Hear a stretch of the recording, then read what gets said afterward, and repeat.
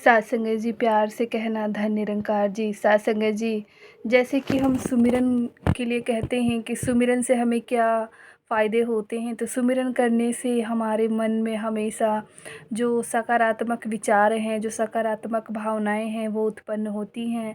सिमरन करने से कई कई लोग समझते हैं कि सिमरन करने के लिए हमें कोई विशेष मुद्रा में बैठकर कोई एक विशेष मतलब तरीके से बैठकर सिमरन करना है और सिमरन करने के लिए हमें अलग से समय निकालने की ज़रूरत है।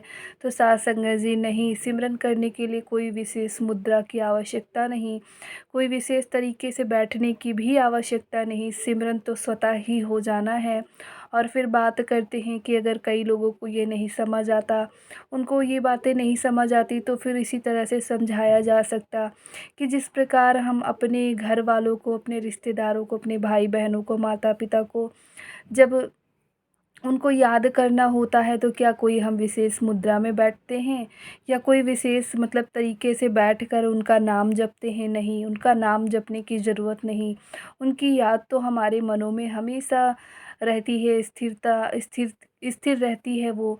तो फिर भाव यही कि जिस तरह हम अपने परिवारीजन को, अपने रिश्तेदारों को, दोस्तों को याद रखते हैं और उनका केवल नाम लेने से ही हमें उनका एहसास यानी हो जाता है, तो फिर भाव यही कि जब परमात्मा को याद करने के लिए भी यही कि हमें कोई अलग से समय निकालने की ज़रूरत नहीं।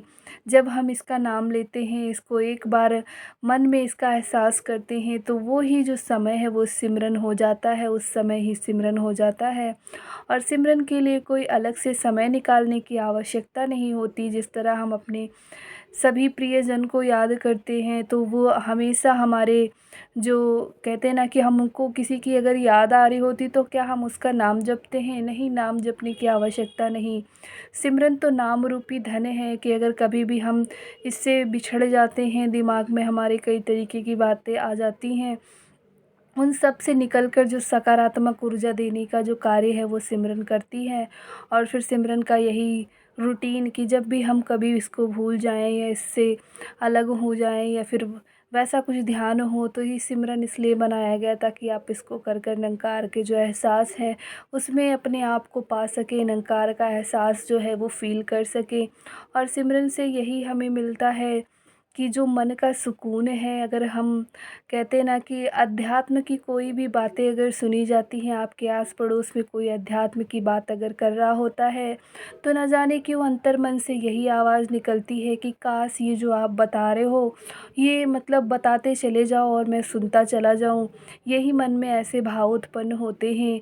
कभी भी आप कोई जो भक्ति की बात करते हैं, भक्ति की बातें जहाँ होती हैं, तो वहाँ यही मन करता है कि काश और ये बातें इतनी होती चली जाएं। वैसे तो ये कहा गया है कि जो हरि की कथा है वो अनंत है और इसके लिए कितना भी समय आप निकाल लें, इसकी जो महिमा है, इसका जो गुण है, वो गाया नहीं जा सकता, बतलाया नहीं जा सकता।